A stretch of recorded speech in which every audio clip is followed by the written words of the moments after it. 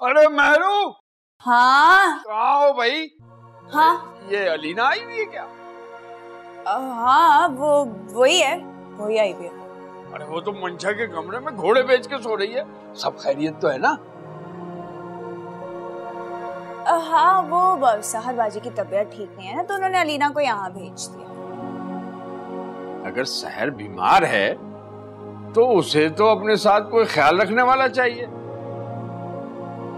उल्टा उसने अलीना को यहाँ भेज दिया। मेहमान आए हुए हैं, रश लगा हुआ है। तुम तो जानते हो छोटा सा तो घर है, कहाँ रहेंगे सारे। बस एक अलीना ही इजाफी थी, उसके भेजने से मसला हल हो गया है। शर्म आनी चाहिए, तुम खालू हो तुम उसके, कितना प्यार करती है वो तुमसे और तुम्हें उसका आना खल रहा है। मैं भी उससे बहुत प्यार करता हूँ, मेरी मंशा जैसी है वो। ठीक है, शाम तक अगर चली जाए तो मुझे कोई एतराज नहीं है। बाजी ने उसे 1 हफ्ते के लिए भेजा है और तुम आज रात ही से रवाना करने के लिए तैयार। यही तो मैं तुम्हें समझाने की कोशिश कर रहा हूँ कि वो यहाँ कैसे रहेगी। हमारा भी घर है, कोई महल थोड़ी है। और अब तो शहजाद भी हमारे साथ रहता है, एक बेडरूम तो मंशा और शहजाद को चाहिए। इस वक्त तो मजबूरी है, कोई शर्त नहीं है कि मंशा और शहजाद को अलग कमरा ही दिया जाएगा। और वैसे भी मैं शहजाद को बता चुकी हूँ कि इस घर में वो मेरी मर्जी से रहेगा। तुम्हारी मर्जी का मतलब ये है कि वो यहाँ लाउंज में सोफे पे सोएगा? तो सोफे में सोने पे क्या हर्ज है? मैंने कौन से यहाँ पे कांटे बिछा रखे, सो जाएगा। ये तकसीम मेरी समझ में नहीं आ रही, कौन कहाँ किस तरह एडजस्ट करेगा। देखो मुस्तकीम, तुम घर के मामलात में मेरी सुना करो, जिस तरह मैं बाहर के मामलात में तुम्हारी सुनती हूँ ना, वैसे। जी हाँ, आप मेरी तो सुनती हैं। अच्छा भाई मुस्तकीम, ज्यादा दिमाग लड़ाने की जरूरत नहीं। मैंने जो कुछ भी किया ना, सोच समझ कर किया। और प्लीज अलीना से कोई ऐसी बात ना कहना, भांजी है वो, मेरी जान है, उसे तुमसे कोई शिकायत नहीं होनी चाहिए। हाँ जी अच्छा, आती हूँ मैं।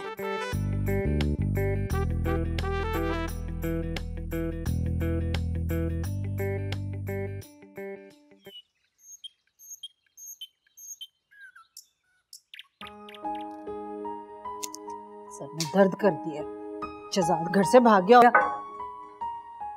और आप भी कमरे से भाग गए। बात सुन, मुझे एक बात बता, क्या जरूरत पड़ी थी तुझे हिना को इतने रंगीन ख्वाब दिखाने की? पता है क्या सोच रही है? किसी की सोचों से हमें क्या लेना देना, हमारी बला से जो मर्जी सोचे। अब किसी की सोच को हम प्रमोट कंट्रोल तो नहीं कर सकते ना।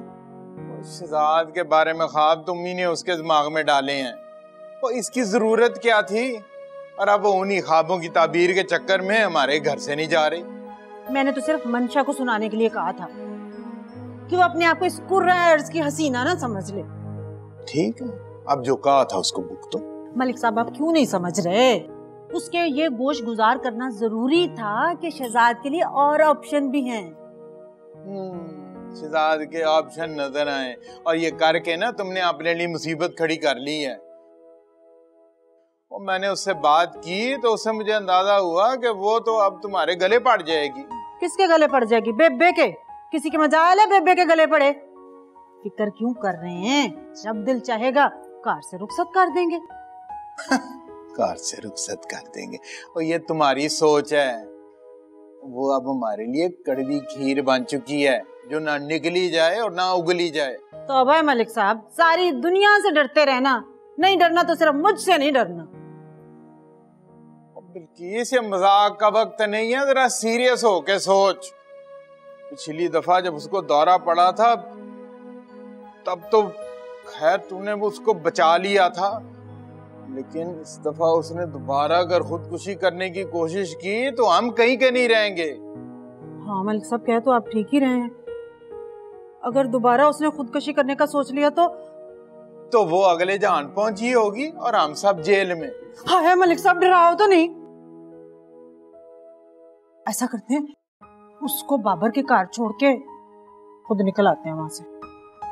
हाँ, वो शहजाद अब शादीशुदा है और वैसे भी है ना, जो है हमारी जिम्मेदारी थोड़ी है, अपने भाई की जिम्मेदारी है, सांभे उसे। बिल्कुल ठीक कह रहे हैं आप, उससे जान छुड़ाने का ना यही तरीका है। और क्या, अल्लाह दर्द की गोलियां खा खा के ना तबाह हो गई हूं मैं। सोच रही हूँ एक और खा लूं। तो बस कर दे। दर्द भी बस नहीं करता ना मलिक साहब, क्या करूं। फिर मैं चाह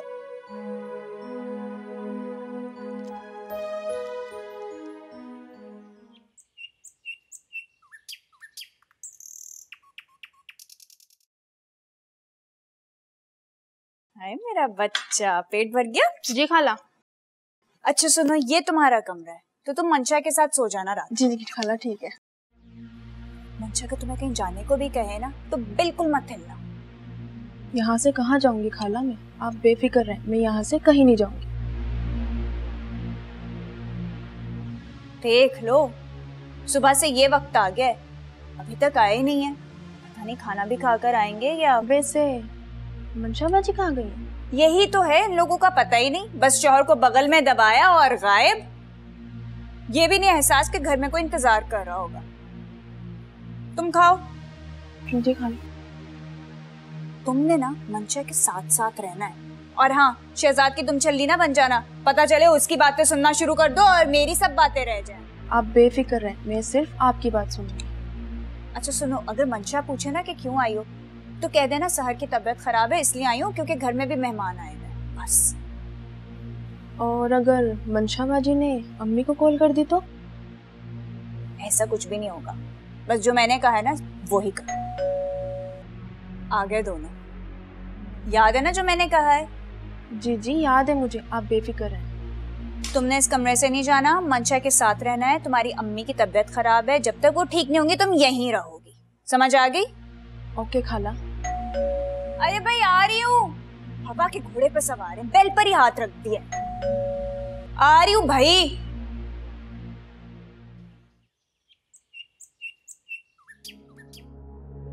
तुम तो कह रहे थे कि सिर्फ अंकल और आंटी आए हैं, इनके तो साथ हिना भी है। अरे यार, मैं भी यही सोच रहा था, लेकिन हिना भी साथ आ गई। मुझे बहाना बनाने का मौका भी नहीं मिला। तुम्हें पता है ना, अगर हिना एक बार इस घर में शिफ्ट हो गई तो वो हमारे लिए कितने मसले पैदा करेगी। हाँ ये बात तो है, लेकिन तुम भी उसकी दिमागी हालत तो जानती हो ना। अब इस बात का सिर्फ एक ही हल है कि उसकी शादी करा दी जाए। और ऐसा इतनी जल्दी होना मुमकिन नहीं। हाँ ये भी है, मुझे समझ में नहीं आ रहा कि वो चाहती क्या है। बेइज्जती पे बेइज्जती करवाई जा रही है। हो सकता है कि हिना खुद आंटी के साथ वापस चली जाए। ऐसा हो नहीं सकता। तुम लोग यहाँ पे बातें कर रहे हो, नीचे मेहमान बैठे हुए हैं, खाने का बंदोबस्त कर देना, मैं अंकल आंटी को ऐसे नहीं जाने दे सकती। अरे हम यही तो डिस्कस कर रहे थे कि खाने में क्या ऑर्डर करें। क्यों? खाना तो ये भी अच्छा बना लेती है। अरे हिना क्या हो गया तुम? ये नई नवेली दुल्हन और तुम इसे किचन में भेज रही हो।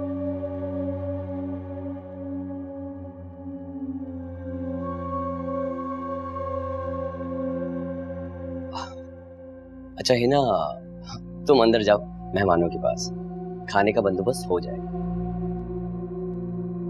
क्या बात है, शादी होती है आंखें फेर ली। अरे ऐसा कुछ नहीं है, मैं वो ही हूँ, पहले वाला बाबर। मैंने निम्रा को खाने का क्या कह दिया, तुम्हें इतना बुरा लग गया? हिना, तुम भी ना इंतहा कर देती। जो काम आसानी से हो सकता है उसके लिए तुम ना अपनी बीवी की हिमायत। अच्छा अरे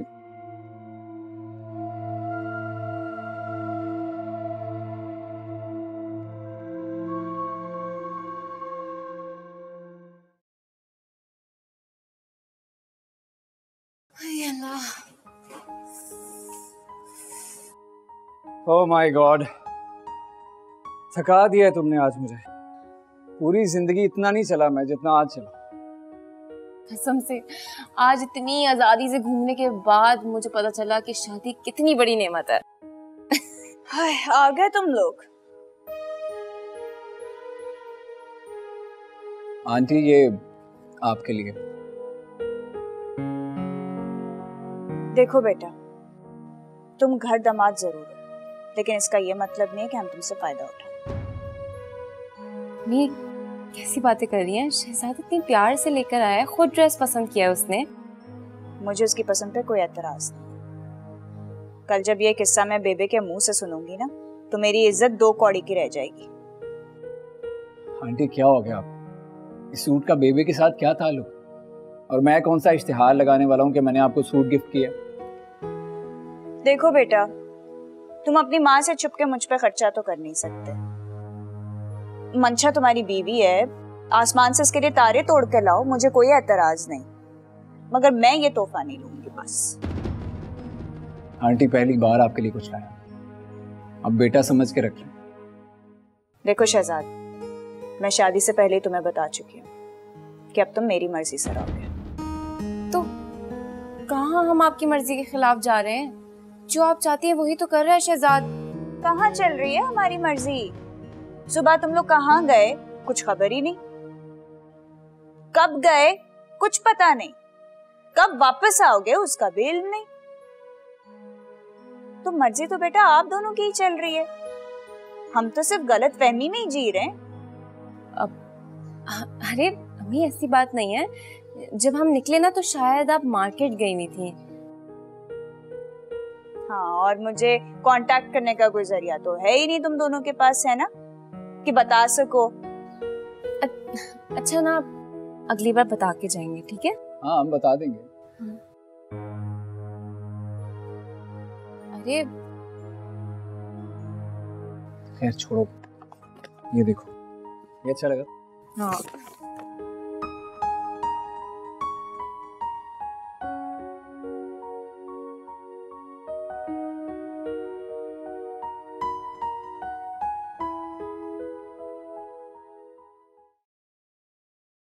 पता नहीं क्या वक्ता उठा के साथ ले आई है।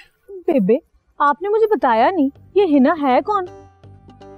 ये तुम्हारी आंटी का लाया हुआ एक तोहफा है। मैंने तो आपको कहा था कि चलें यहाँ से, उस वक्त तो हिना भी नहीं थी वहाँ पे। बात सुन, और दावत से उठने के कोई आदाब भी होते हैं।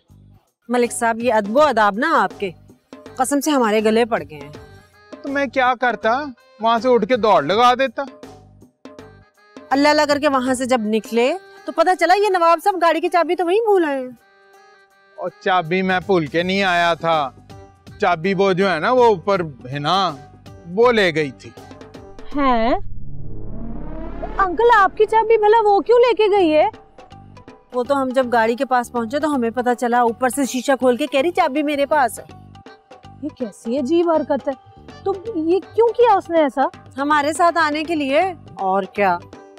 तो आपने उतार देना था ना गाड़ी से उसको। बेटा ऐसे कैसे उतार देना था?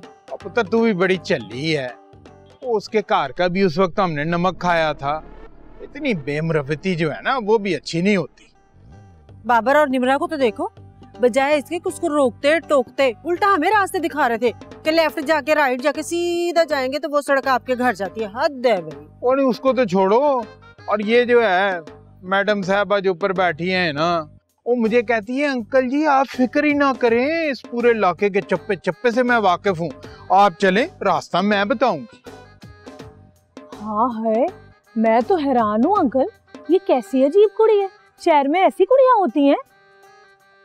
पता नहीं पुत्र ऐसी होती हैं कि नहीं होती हैं, लेकिन तुम्हारी जो ये आंटी है ना वो फिर भी कहीं ना कहीं से ढूंढ निकालती है। आप मुझ पर तंज कर रहे हैं? तंज मैं नहीं, तंज क्या होता है? नहीं तो और क्या कहते हैं? तुम क्यों हंस रही हो? फुफड़ के साथ मिल गई हो तुम भी। हाय देख के तो सही बेबे, कैसे थोड़े लग रहे हैं हंसते हुए अंकल। देख, इनके साथ मिली ना तो तुम्हें भी चलता करूंगी गाँव वापस। नहीं नहीं, मैं तो आपके साथ हूँ। हाँ मासूम नहीं है, बस सिर्फ घर में रहे, बाकी खैर है। ये आप ना सबसे बड़ा बम फेंक रहे हैं मुझ पे।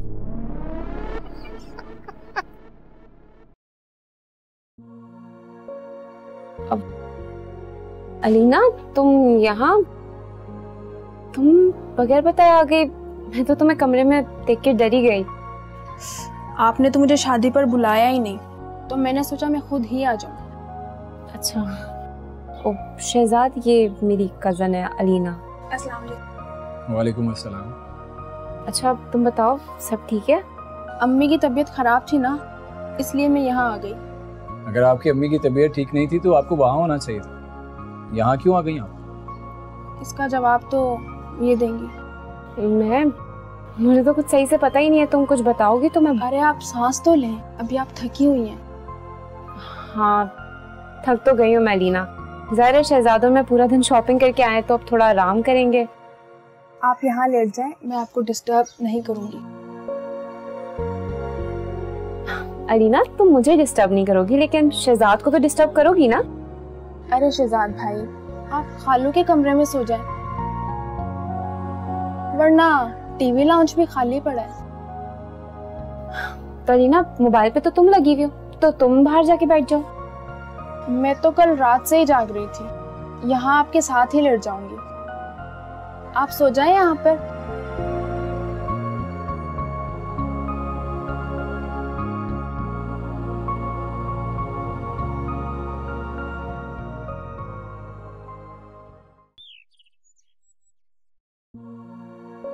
कि शहजाद आप माइंड ना करें प्लीज, असल में बस। अच्छा, इसमें तुम्हारा कसूर नहीं है, मैं जानता हूँ ये जो कुछ भी हो रहा है वो किसके इशारे पर हो रहा है। देखो मैं अलीना को जानती हूँ, वो इस तरह की है नहीं। मेरे ख्याल में ना ये सारे सबक अम्मा के सिखाए हुए हैं। आंटी ना किसी भी हाल में खुश नहीं, हर जगह अपनी ही मनवाना चाहती। अच्छा मैं बस से बात करूंगी, ठीक है? अरे नहीं मंशू, अंकल को बताने की कोई जरूरत नहीं। आंटी को मुझे तंग करके मजा आता है ना, तो कोई बात, एंजॉय करने दो ना। वैसे भी मैंने कौन सा सारी उम्र यहीं रहना है। अच्छा देखो तुम टेंशन ना लो, मैं अलीना को समझाने की कोशिश करूंगी। वैसे भी बच्ची है, प्यार से बात करूंगी तो समझ जाएगी। मुझे अलीना से कोई शिकायत नहीं। आई नो वो बच्ची है, उसने जो कुछ भी किया है नादानी में किया। लेकिन शहजादी कोई एक दिन की कहानी तो नहीं है ना। अगर अम्मा ने सबको जानबूझ के किया तो ये दोबारा भी हो सकता है, और इसका हल निकालना पड़ेगा हमें। देखो मंशा, तुम कुछ करोगी ना तो आंटी को फिर से गुस्सा आ जाएगा। तुम उन्हें उसी खुशफहमी में रहने कि उनकी वजह से हम साथ नहीं रह पाए। यही सोच रही हूँ मैं भी। लेकिन तुम टेंशन ना लो, मैं जो भी करूंगी ना अम्मी को उसकी खबर भी नहीं होने दूंगी। तुम्हारी मर्जी, लेकिन मेरी तरफ से स्ट्रेस लेने की जरूरत है। समझ गई।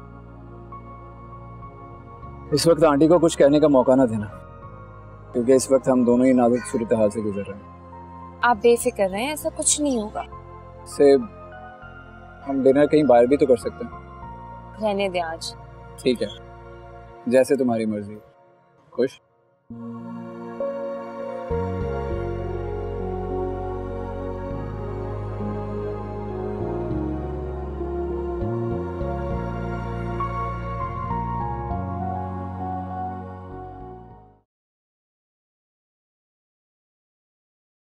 शहजाद फोन उठा लो ना, माँ से ऐसी भी क्या नाराजगी।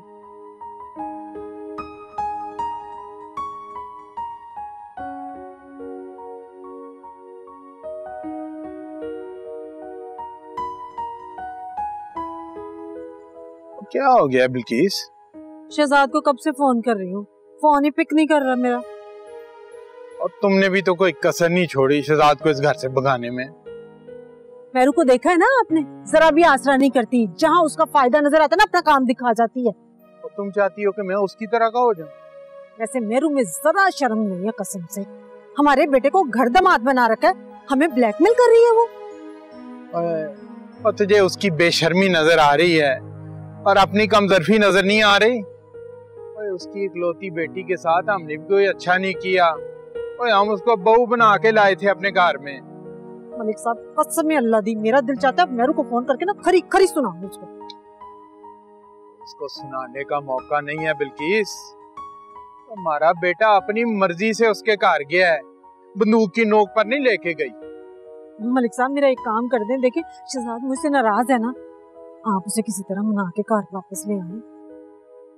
देखो मेरे बुलाने पर वो आ भी जाएगा, और लेकिन जब तक है ना इस घर में मौजूद है ना, तब तक तो आप हिना की फिक्र ना करें, देखना उसे मैं कैसे चलता करती।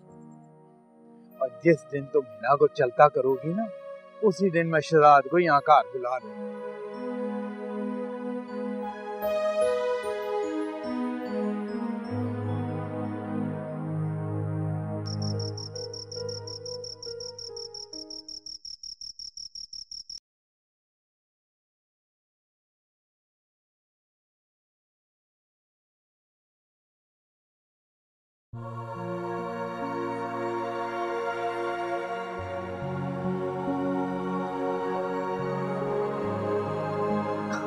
अलीना, मुझे लगा तुम सो गई होगी, पर तुम तो मोबाइल में ही मसरूफ हो।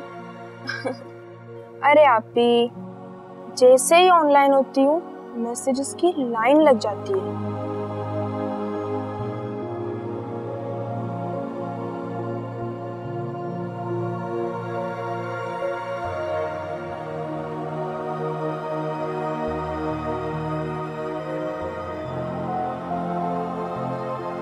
अब अलीना, ये देखो, मुझे बताओ तुम ये सूट कैसा लगा?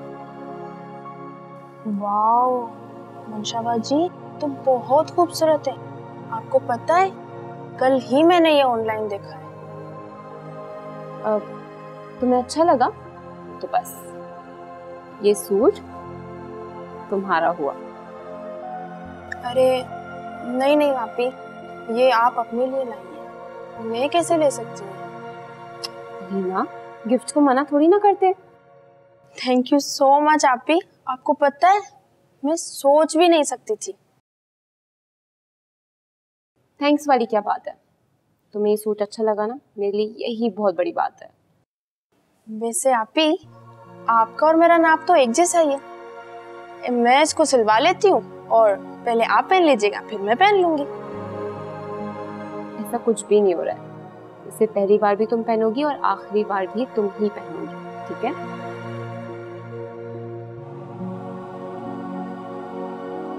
अब अच्छा, वैसे अलीना, अगर तुम माइंड ना करो तो लाउंज के पीछे वाले रूम में मैं तुम्हारे सोने का अरेंजमेंट कर दूं तो? हाँ हाँ, कोई मसला नहीं है। मैं तो पहले आपके रूम के हक में नहीं थी, लेकिन तुम्हें अम्मी ने कहा होगा, है ना? जी जी, यही बात है। अच्छा मेरी बात सुनो, ना मैं कुछ अम्मी से कहूंगी और ना ही तुम कहोगे। बस सुबह अम्मी के उठने से पहले पहले तुम्हें वापस रूम में आ जाना। वैसे भी सुबह शहजाद अर्ली मॉर्निंग जॉगिंग के लिए निकल जाते हैं तो। हाँ हाँ, कोई मसला नहीं है। मैं आंटी को हवा भी नहीं लगने दूंगी। गुड, ये रखो।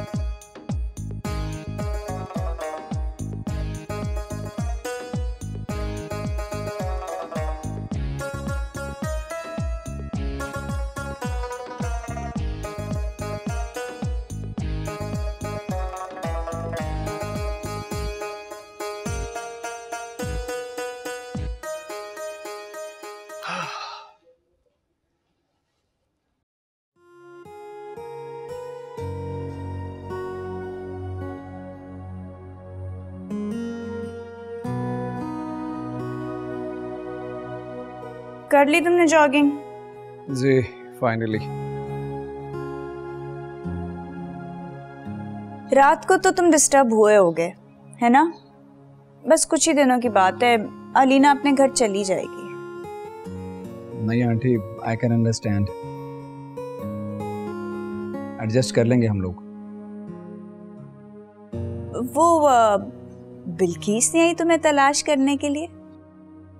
कल फोन आया था उनका, लेकिन मैंने कॉल पिक नहीं की। बेटा मैं तो यही कहूंगी कि अगर अपना घर आबाद रखना चाहते हो ना, तो अब बिल्किस की बातों में मत आना। वो जो भी करती है अपनी अक्ल के मुताबिक करती है ना। आप ठीक कह रही हैं आंटी, लेकिन मुझे अब्बा की फिक्र है, कहीं मेरे इस फैसले से उन्होंने स्ट्रेस ना ले लिया हो। अब तो घर में सब आदी हो गए हैं, कुछ नहीं होगा। वही ना बेबी की जान छोड़े तो ना। है ना, तुम्हारे घर में आ गई है। उसका आना जाना लगा रहता। जवान जहान लड़की को झूठे ख्वाब दिखा के तुम्हारी माँ ना अपने फायदे के लिए इस्तेमाल कर रही है।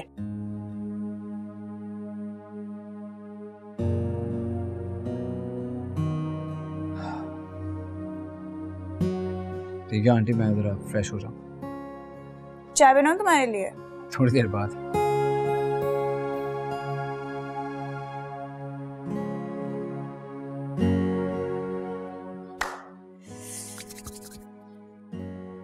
सही कर रही है तू मेरू, सही।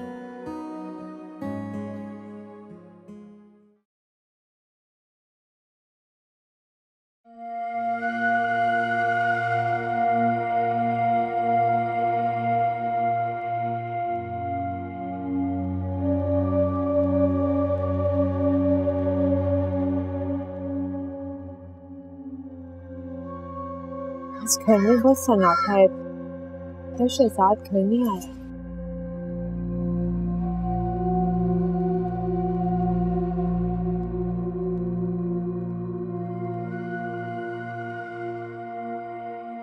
तुम सोकर अभी उठी हो? जी आंटी, वो बस आंख नहीं खुली आज। जब शहजाद मियाँ यहाँ थे तो तुम सुबह सवेरे उठ जाती थी और किचन संभाल लेती थी, और अब सुबह तुम्हारे अंकल का नाश्ता बना रही थी। कसम से बहुत मुश्किल से बनाया, इतना मेरे सर में दर्द था कि जिसके इम्तिहान है। वैसे आंटी, मैं कुछ दिनों से एक बात सोच रही थी, सोचा आपको बुरा ना लगे, इस डर से चुप हो जाती हूँ। अरे क्यों बुरा लगेगा? हाँ करो, क्या बात करना चाहती हो? शहजाद तो घर दामाद बन के ही बैठ के, क्या इज्जत होगी उसकी वहां पे? दिलों के सौदे हैं। अगर उसे सास की नजरों में गिरकर रहने का शौक है तो मैं क्या कर सकती? वैसे सब कुछ तो है, इतना बड़ा घर, पैसा, सुकून, फिर भी जिल्लत की जिंदगी। पता नहीं लोगों को क्या शौक होता है दूसरों के घरों में जाकर रहने का, मुझे तो खुद समझ नहीं आ रहा। हो सकता है इंसान वैसे भी खुलूस ढूंढ रहा होता है, और वो कोई ऐसी पनाह ढूंढ रहा हो जहाँ पे इंसान को खुलूस अपने घर में ना मिले तो उसे समझ लेना चाहिए कि कमी कहीं ना कहीं उसके अंदर वाक़ है। और वैसे भी सबसे बड़ा जज तो इंसान खुद होता है। अपनी जात की खूबियां खामियां उससे बेहतर कौन जानता है भला? यही तो मैं कहना चाह रही हूँ कि सब कुछ जानते बूझते अगर इंसान अपनी आंखें बंद करे तो समझ लेना चाहिए कि उससे बड़ा बेवकूफ इंसान कोई है ही नहीं इस दुनिया में।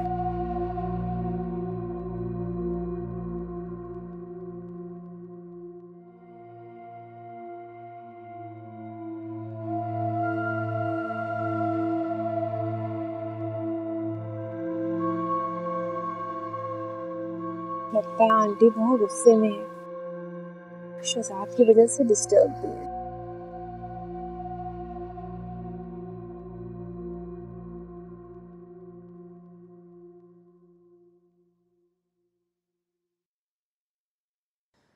मंशा प्लीज जल्दी चाय ले आओ, फिर निकलना भी है हम लोगों को। Thank you.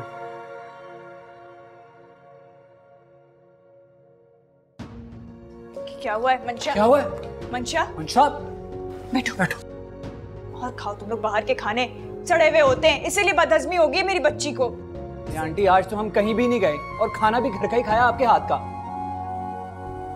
लेकिन कल तो खाया था ना, उसी वजह से हुई है। मुझे डॉक्टर के पास ले जाओ प्लीज, मुझे बहुत तेज चक्कर आ रहे हैं। तुम ले जाओ, मसला वही है जो मैं बता रही हूँ।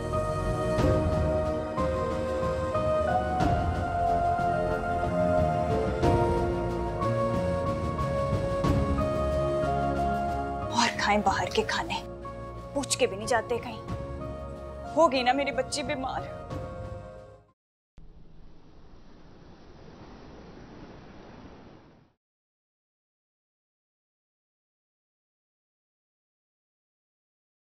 बिल्किस, ओ बिल्किस, वो कहाँ रह गई है तू? बड़ी अच्छी खबर है, इधर आ जल्दी। क्या हो गया मलिक साहब? कौन सी अच्छी खबर है? मैंने शहजाद को बुलाने के लिए फोन किया था। वो आ रहे हैं ना? ये तो पता नहीं कि शहजाद आ रहा है या नहीं आ रहा, लेकिन हमारा पोता इस दुनिया में जरूर आ रहा है। क्या मैं दादी बनने वाली हूँ? अल्लाह तेरा लाख लाख शुक्र है। हाँ, तुम दादी और मैं दादा। मलिक साहब जल्दी से शहजाद को बुला लें। हैं? कल यहाँ शहजाद को बुला लो। समझा भी करे ना, दोनों की बात कर रही हूँ। बल्कि इस वैसे तू भी बड़ी खुद गर्ज है। अभी सुबह तक तो अपनी बहू के खिलाफ तू जहर उगल रही थी और जैसे ही अच्छी खबर मिली सब कुछ भूल गई। मेरी बरसों की ख्वाहिश थी कि मेरे शहजाद के आंगन में खूबसूरत सा फूल खिले। खुदा ने ये मेरी ख्वाहिश पूरी कर ही दी है, तो मैंने तो सब कुछ भूलना ही था ना। और मैं जो तुझे यही समझाने की कोशिश कर रहा था, तब तक तू अपनी जिद पे अड़ी हुई थी। मलिक साहब पुरानी बातें भूल जाएं, बुलाएं उन दोनों को।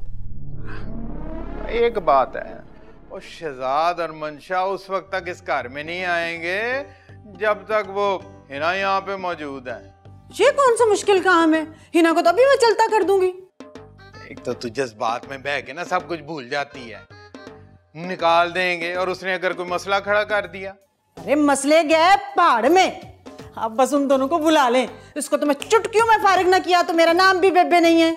अच्छा वो तो ठीक है, पर खुशी का मौका है, मैं मिठाई तो लेके आऊं ना। हाँ ना, मैं भी आया। गुलाब जामुन खाऊंगी मैं, बल्कि सारे मैं मोहल्ले में गुलाब जामुन बांटूंगी। ऐसे ऐसे अपने पोते को खिलाऊंगी मैं। दो दो कोई जान, चुप कर जा। हिना को तो अभी फारिग करती हूँ।